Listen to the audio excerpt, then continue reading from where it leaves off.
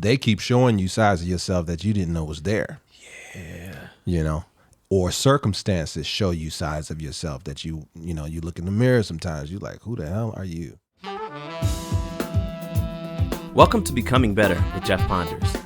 We deal with who we are, where we've been, where we're going, and who we're becoming to get there. It's time to leave your ego at the door and deal with real life. It's time to become better.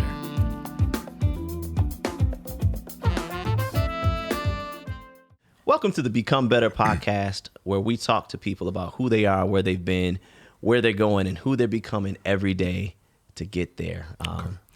My guest today is my good buddy, Mr. Kenny Watson. Kenny is, how to describe Kenny? This will be interesting. Kenny's a good dude. You meet people and it's like, man, I rock with you. Kenny's one of the people I met Kenny. I was like, that's my guy. And Kenny is an amazing singer, songwriter, philosopher, husband and father. And then, so you've got this artistic side, you've got this compassionate side, cares for his family, cares for his community. But then Kenny is also a man who works with his hands. His hands are like the size of bear claws. But Kenny is, actually, are you a carpenter? I can't remember if it's a carpenter. I'm not a carpenter. I wish I could claim so. But I mean, somewhere deep within myself, I have the creativity for it, and I can see it, Yeah. But I think I'm a little too lazy to do a few types of things. But I put together a couple of things. Yeah. If anything, Kenny if it's anything that Kenny is not, it's lazy. Kenny is not lazy. Kenny works. I'm willing, definitely. Kenny puts work in. So Kenny paints. He, as we were talking before we started shooting, you said, I'm gonna go install a bidet and a mirror or something. Yeah, a mirror. Yeah. Kenny's one of those folks who creative and artistic, compassionate, and caring, but then also handy is an understatement. Just a man who knows how to create. Sure. And so as a friend, I look at you and I see this immense capacity for creativity that I think is fascinating. It's interesting to see how that trait, it's more than a trait, it's just part of who you are, part of your DNA, has permeated its way through every part of your life. So I'm looking forward to learning more about. In fact, man, how did tell me a little bit more about where you came from, like how you came to tap into this creative center of yourself. I guess origins. I grew up on the east side of Detroit, and I had a very hardworking father and very hardworking mother, and often. First of all, both sides, my mother and my father, both musicians. My father played saxophone. My mother was a singer. Yeah, he did. What? Yeah, that's why I love the saxophone so much. But he played saxophone. My mother was a singer. Everybody on my mother's side of the family sings or plays guitars or basses.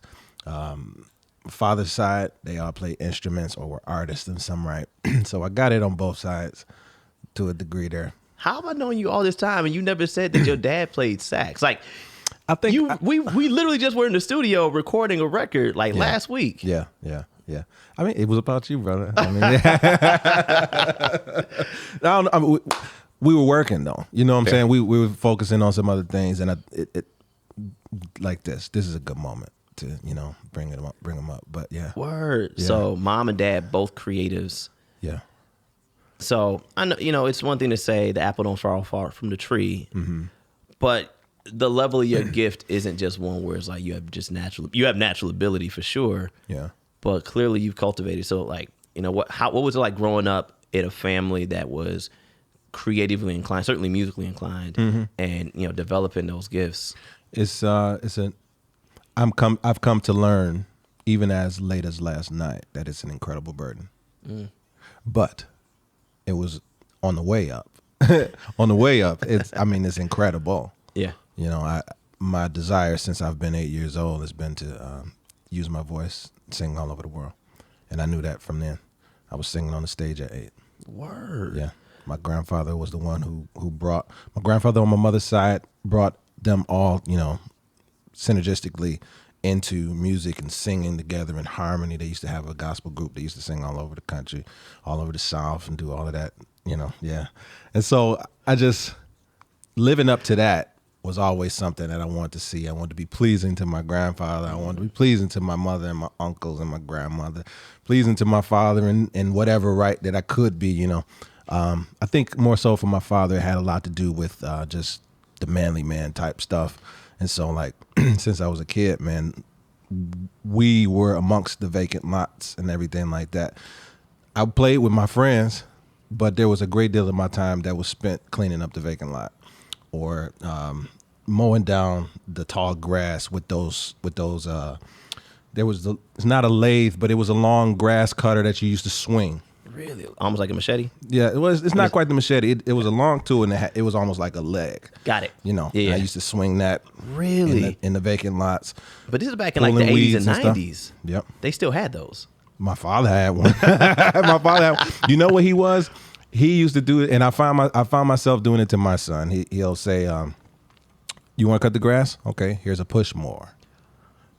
He has a gas mower. Oh my God. But he was cultivating the toughness in me. Interesting. To do it, And so, and I find now that I have a son that this is it's an interestingly important trait that a young kid, may need to have. Yeah. When it comes down to things. Because, I remember when we had that blackout, I forget what year it was, but we had the blackout. 2003.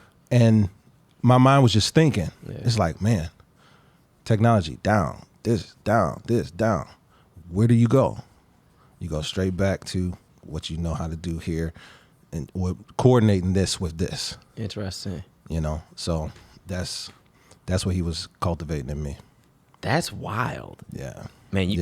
So first of all, I didn't know that people still used manual lawnmowers in modern times. Mm-hmm. But beyond that, that's crazy to hear the threads going back that far.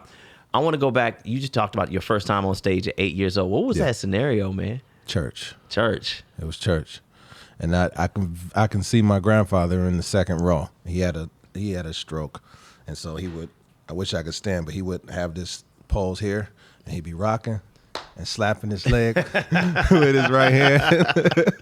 But when he stood up and he was into it, you knew he was pleased, and so that was my vision. Did you get him? Oh yeah, I got him. I got him. Now, whose idea was he used to call me Kenny June. Kenny June? Kenny June. I'm a junior. Are you? Yeah. So you just call me Kenny June. Dude, I'm a second, man. All right, look at that. Man, come on. We so much more alike than we know. Well, other than the fact that you have like 3 feet of hair on your head and I'm bald. Yes. And shiny. I'm trying to maximize this here. Hold on as long as you can. Yeah. Man, now that's really interesting to see 8-year-old on stage, and your first time on stage was successful because Granddad was pleased. Yeah. Man, and I'm just and hearing your story, and how often do you think about your granddad, your parents, your aunts and uncles, and these folks who came before you that, like you said earlier, you wanted to please them, like you wanted to go out and sing across the world and use your voice, but also to be pleasing to them. Like, how often do you think about that today? Often. And honestly, it's like I said, nowadays it almost feels like a burden because I'm not where I maybe visualized myself or dreamed, so to speak, And I know I have some ideas and some reasons as to why I may not have gone and gotten to those levels, so to speak, And there was a time even in my life where I reorganized my idea as to what it meant to be successful. And I honestly, I felt like I had to do that to survive mentally, because if you keep this same idea of if I kept the same idea of what I thought had to be, what success is or looks like, I probably would have lost my family, been a terrible example to my children or whatever. So I've been trying to walk that line for a long time, and it never really goes away because you go out and you do something and you feel your potential. you feel your potential. People shower praise on you. You try to. I mean, me personally, I've always been a bit of a humble dude, and I always try to redirect that praise to my creator. But you know that you were given something, or that you got something, and that it could do something for you, or for those that you love, and you could do it on a level that you probably feel that you even deserve. You know. Yeah. But that it's a lot that comes with that too. Yeah. There's a lot that comes with that. So it's, and I mean, I tasted just a little bit of it and knew that it could be good, but you know. So take me from 8-year-old Kenny. Right now, you know, you're pushing a milestone soon. Yes. We'll talk. We're gonna leave the milestone alone for right now. I'm good with it. Yeah. Okay. And so, you know, for the last, 20 some odd years, help me get from, and I don't want to just talk about this with music in mind, but help me get from 8-year-old, oh my God, I got my grandfather who's rocking and slapping his knee to stand up. Like, I did it. I remember being a kid, like that moment of like you know what success means. Yeah. And I nailed it. Yeah. From that moment, to moving forward into adulthood and balancing, the pursuit of more moments like that, and then while also balancing this work ethic and toughness that your father's instilling in you, and the crafts and things that he's helping you learn. Yeah. To get to a point where you say, man, I got to reassess what success means. Like, help me get from 8-year-old little Kenny June singing on stage to, man, I need to reevaluate what success means for myself. Just walk me through the journey. Yeah. Singing at the young age, 8, going through into my teenage years, part of choirs, part of small groups, talent shows, all types of things that would always continue to validate who I was and what I did. Always encouraged. Always had a very encouraging family. Interestingly, my father always wanted to have me focused on being a good provider, type of thing, and I think a lot of that came from his story. It's if I don't do him any dishonor in saying this, I spoke with I have an older brother, half brother, but he's my brother, and I spoke with my brother's mother before, and this is before my mother and father's relationship. And she used to tell me, she said, your father was into so much stuff. He used to paint, fish, hike, exercise, swim, play his music, this and this and this. He used to grow this and all this. Like, he was just experimental and very creative and open. And when he got married, all of that stuff started to die down. And he ended up focusing on just working and working and working. And now, as in his childhood, his father had some land out in Belleville, and they used to work. But he also cultivated, having all these other opportunities. So in his life, I believe that he saw what the life of a man is going to be. And so he was always, even the time when I was up, in college, singing, doing this and that concert, headed toward the ideas of touring and things of that nature. Even by the time I got onto touring, I call him. He's like, "All right, make sure you do what you got to do." I mean, it's a good ideal. It's a dream, but make sure you got a good job and this and that. The whole fall back on thing. And so that was always something I ended up carrying, and it never really released me into go full blown. So I carried a lot of that. Man. Honestly, that's part of trying to understand, okay, what does success look like? And it also came into contact with the idea of purpose.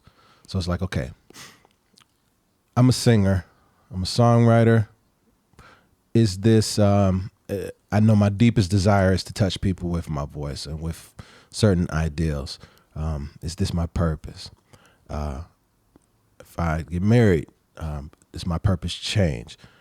I have ideas of philosophical thinking and psychology and all of these types of things. And counseling, do I go in that direction? And it always felt like things that just went in multiple different directions, you know. So I was always concerned about purpose and what it meant to be my best self and all of this other type of thing. So, you know, in some cases, I mean, it saddled me more as a burden, it seemed, just to even be thinking about all of these things. But in another sense, is the thing that made me pursue life so deeply. You know, I don't always know exactly what to say about it. I wouldn't change what I've gone through. I wouldn't change what I've gone through, or the matter of how I've thought about life, or how I came to considering what it meant to be successful, or what have you. I mean, the opportunities that just putting my gift out there gave me the opportunity to see success on one level, but then also knowing that, you know, just learning a little bit of what you gave in exchange for success. And that will cause me to think, okay, well, I might be doing good over here, but this is going to go to the pot. I mean, it's going to go down, you know, or if I go here, this is probably not going to go as far. So what does it mean for me to really be successful here? And what I started changing in myself was like, okay, well, I used to ask myself this question, Jeff. It's hypothetical, maybe even, you know, silly, but I would ask myself, if America ceased to be as it is, with a buzzing industry and music this and art that and all of that stuff, if it ceased to exist, would I still do what I feel I've been born to do? And it was an unquestionable yes, but that's the thing that brought me to the place where it's like, this gift is not just for bringing me money. It's not just for building me up as an icon of some sort. It's for community. It's for the people. I mean, it's for the high times. It's for the low times. It's for the celebratory times. It's just a part of the fixture of culture. And I need not make it more important than that.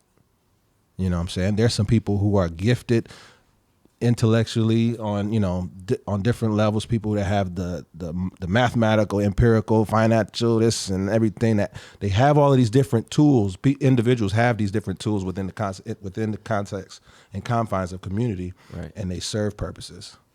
And the purpose that I serve is I speak to the soul. I speak to the soul when it comes to, you know, with music or being able to connect with people. I connect with people, and I have something else to give them in exchange. You know, so it's that took the high horse ideas and sort of tampered them down a little bit. Man, now am I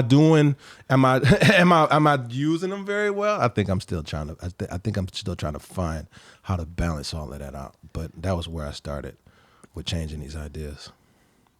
It's fascinating to hear how this burden. Mm-hmm.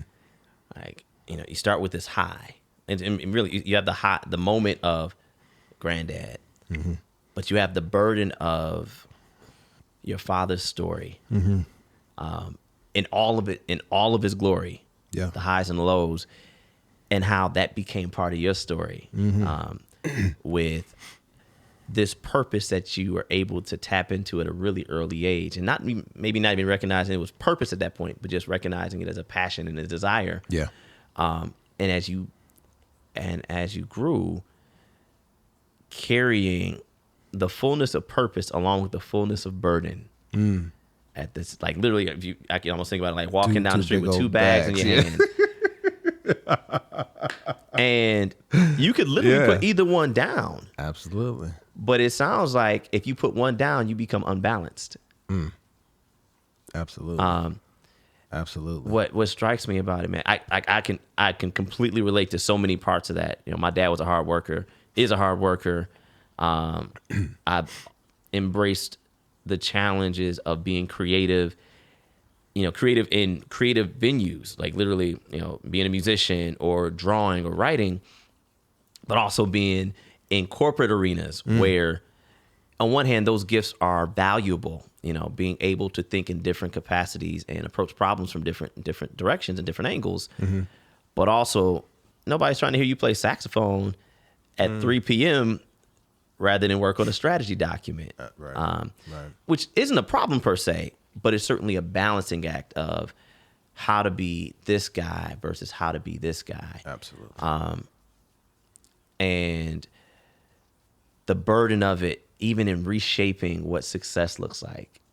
Where I'm sitting right now today, by the way, we're in the historic Cochran House in downtown Detroit. I love this place. It's absolutely beautiful here. Man, this place for me is one of those places where I feel most free. And you can think about, like, on stage, you feel free on stage, but on stage when you do a show, there's the burden of, all right, how much is this show paying? And how much does that dollar? So there's the sole benefit of I just sang, I played, it was amazing. Like, I feel a euphoria, a high in this moment. But when I go home, like, I can still be happy at home. I can carry this high tangentially back home. And I'm also thinking, did the money I make here, what is the sacrifice for the moments I miss when my kids going to sleep? Yeah. The homework. Or and even getting financially, how much is it going toward the bottom line? Absolutely. Whether today or the goals we have for the future. So I get the balance of that burden, man. I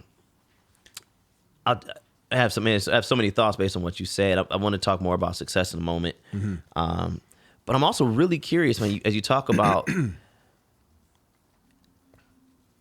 You talk about the creative self and the hardworking self as if they're different people. Yeah, not really. Yeah, I want to hear, like, what's that? What's up with that? I think that may have to do with just that social dichotomy that gets sort of thrust on us mentally when it comes to. I mean, there's always been, oh, you're the guy that works with his hands. Oh, you're the guy who works with his brain. It's usually so. It's that's just one of those. I think that's a social infrastructure that intellectually or in how we communicate tends to come out, but they're not really a part. I mean, there's creativity in everything, honestly. You think about it. Yeah. You're artistic in many ways, especially, folks that work with their hands, but and there's also this idea that those people that work with their hands are the tough people, and those that don't have soft hands, and that's foolishness. Man, that's foolishness. So there's a saxophone player, Antonio Hart. He's a professor out in New York. Antonio Hart's he's a bad dude.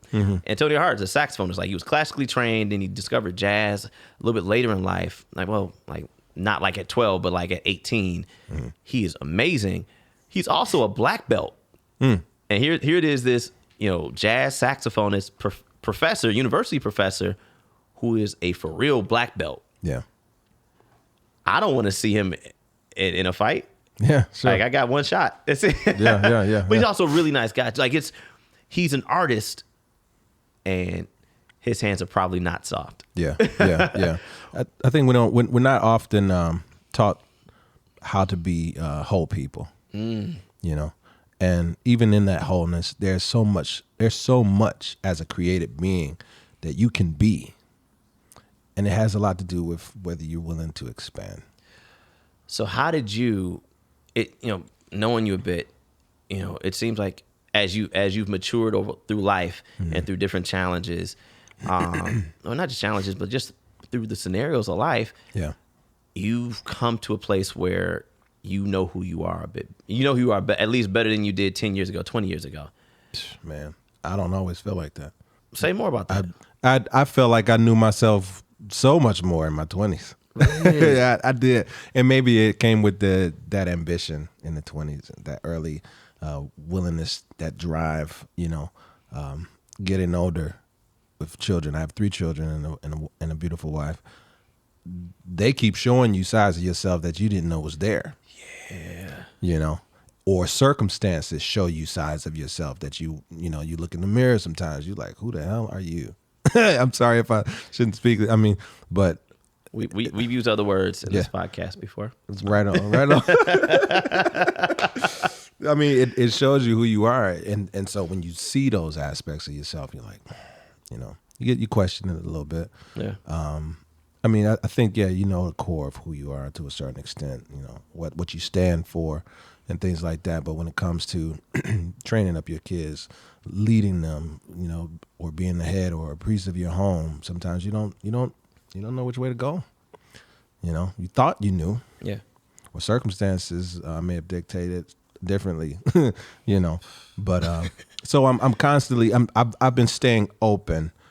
I know myself, but I've been staying open to the possibilities of what I can be, because I've learned that if I stay too close-minded about certain things, I'm just a blunt instrument when it comes to relationship. Honestly, yeah, I become too blunt. You can't do nothing with me. I can't grow or bloom differently, or I can't shape or mold myself a little bit differently. If I was as hard as my father was with me, I mean, he was very loving, but he was hard. If I was as hard with my children as he was with me, they would probably hate me now, because it's a different time that they're coming up. Yeah. And I'm still working on stuff even that with my son. Like, I notice it. I had to teach him something this morning. Can I share it? Yeah. It may sound too it is what it is. Chauvinistic or what have you, or not chauvinistic, but like hard or manly type stuff. But we have a dog, and the dog got some plastic in his mouth, and my son went to go get the plastic out of his mouth, and he told me, he's like, I tried to get the plastic out of his mouth, and he just bit down harder on my finger, and it hurt my finger. I looked at his finger, no scratch or nothing like that. And so I felt the rise up in me to say, boy, you better toughen up, blah, blah, blah. And I said, okay, you okay? Yeah, I'm all right. I said, well, take heart. Mm-hmm. Take heart. You're going to be okay. Okay, how big are you? Well, I'm bigger than he is. I was like, well, yeah, you are. And you got the plastic out of his mouth. So remember that. He listens to you. And if you consistently help, guide him to listen to you, maybe it won't be as hard, every time, And I was like, well, this is this. I said, well, stop. Give me your hand. I was like, are you strong? Well, not really. I was like, well, if you keep saying that you're not strong, you won't be. Would you like to be strong? Yeah. I was like, well, you're going to have to embrace learning how to be strong. Give me your hand. Shake my hand. Squeeze it. Well, your hands are so big. I said, squeeze my hand, boy. He squeezed my hand. I was like, okay. Well, it hurts right there. I don't care that it hurts. Embrace that pain. Because it's not broken. Embrace it. You're going to be okay. Squeeze that hand. And he squeezed it a little bit more. I said, if you want to be strong, work towards being strong. If you're not going, if you don't want to work towards being strong, all you're going to have to talk about is how weak you feel. Work towards your strength. And I left it at that.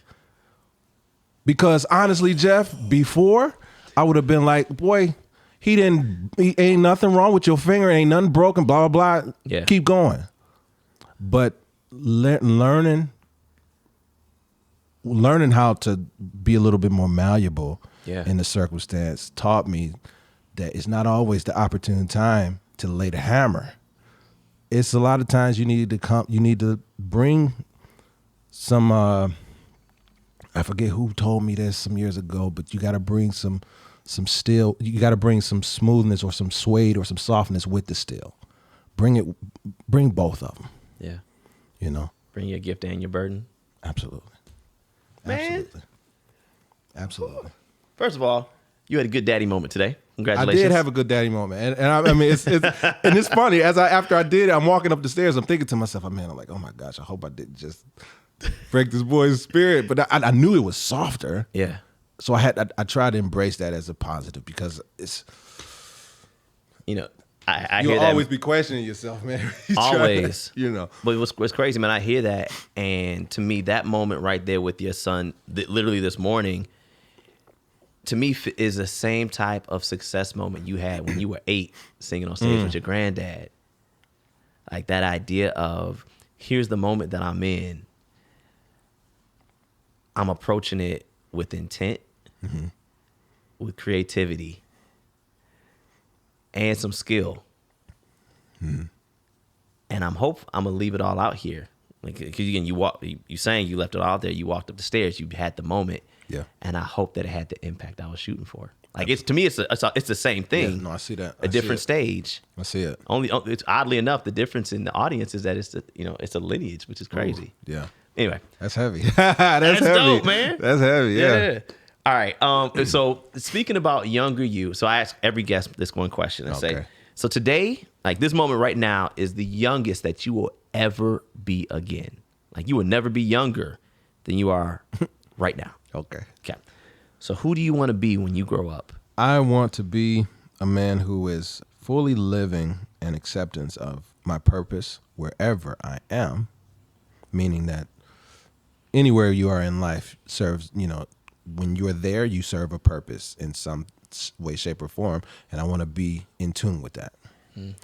Fulfilled is a little too dramatic, but I say it's too dramatic because it's like the completion of something. I don't want to feel like I'm done necessarily, but neither do I want to feel like I'm constantly sweating after something particularly. I want to just, what I want to feel is, that I'm doing things right, honestly. I just want to feel like I'm doing things the right way, and I think out of that, I'll be happy with what I'm doing. Yeah. I guess that's okay. It's a decent answer. I'm joking. No, it makes a ton of sense. Oh, okay. It makes a ton of sense. I was waiting for the critique. I'm like, okay, what you think? Like, there are no wrong answers, and what better place is there to be than exactly where you're supposed to be? Sure.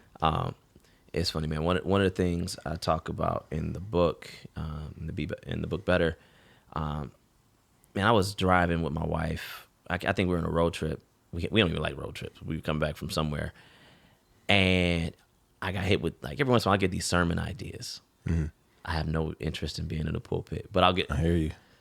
I hear you. Yeah, absolutely. Using the voice. Yeah. Tell folks, right? And so I said, it literally said that at every moment, you said it yourself earlier, you wouldn't change anything about how you approached your journey, like how you thought about it. And it was like that at every moment we make the very best decision we can possibly make. Like at any point in time, you could not have made a better decision at that moment. Sure. It's not that there aren't more optimal decisions to be made, but you only have the capacity to do so. Did not have the capacity to do so. And we talked about it, it started with knowledge. Like, you got to know better. Like, if you don't know, can't do nothing with it. Yeah, can't do that. You can only do something with what you know. 2, it's the resources. So you know better. Do you have what you need in order to use what you know? So I got it. So I know, and I have the tools available to me to employ what I know. So if you know it, but you don't have access to the tools, doesn't matter. You can work to get the tools, but you can't do anything with it in that moment. And so if you know what to do and you have the resources, then the third step is, do you have the maturity? Meaning, I'll take my collection now. No, yeah, right. So I know better. I got what I need to. I have everything I need. Am I mature enough to choose to use the tools and the knowledge I have for the outcome that I actually desire? That maturity is a huge piece. Ooh, it's a monster. It's a huge piece, and it's ringing something in my head. Tail end of last year, just simple decisions. I know of this intuition that I have. Yeah. But I wasn't obedient to it. And that's a part of that maturity. Yeah. Oh my God. Like I knew better. I knew better. I had the information. I mean, I knew what to expect, and I heard. Yeah. I could hear what needed to be done, and and I was very capable of doing so. Maturity. But the maturity in taking that step and doing it, I didn't apply. Man. and it smack you every time. Every freaking time. It smacks you every time. And until you get the lesson. Until you get it. So, man, we could actually really do this for a whole lot longer because this is a good conversation. So I got a couple more questions for you. So one, as you were pursuing this persona of present, like you being in the moment and being who you need to be at that point in time, what are some of the things that you're doing right now to help fuel and feed that person? How are you literally becoming that man? I think in life, at least what I've learned, my experience has taught me that you go through phases, and currently I'm going through a phase where I've been digging heavier into my spirituality. I used to be, in my opinion, I would say that I used to be heavier before, but I think, again, for every growth period, you have these phases, and you go through these peaks and valleys, and I think that's just the nature of life. Right now, I'm on a page where I'm definitely really tuning in to myself in the moment, to my relationships. I'm thinking intentionally, spiritually, as opposed to just, I guess, for the lack of a better word to use, just practically or what have you. But I mean, there's spirit in all of those things too. But I'm taking my time, and I'm trying not to criticize myself as harshly as I used to. The things that I've learned along the way have taught me that, my criticism have not done me any good service. Mm-hmm. It's not done me any help, especially if I'm not going to change those things that I'm critiquing. So certain things I have to say, okay, well, just let it go. If you're not going to do it any better, stop, do something different, approach it differently.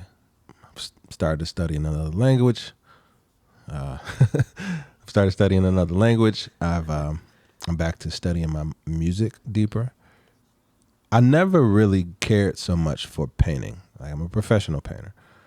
I've never really cared so much for it, but I embraced the opportunity for work. I put it in a different context, as opposed to me thinking like I'm spending hours a day apart from what my true purpose is or what I thought my true purpose was. I'm living in purpose, serving a purpose, and even taking that time to either reflect or practice a song or write a song. I mean, I had to find, ways to explore the opportunities that I have. So I've been approaching life more positively as opposed to negatively or critically. Okay. That was good. That was really, really, really good. Really good. All right. So I got two requests. So one, last question and then request. So as you are, on this journey, how can our viewers and listeners help support you in this journey as you continue to go and pursue? You just asked me the worst possible question that for me to answer, because honestly, I've never been good at asking for help. I've never been good at asking for help. I always want to do things on my own. Maybe it's the narcissist in me, but I'm a Scorpio, man, and so it's like I want.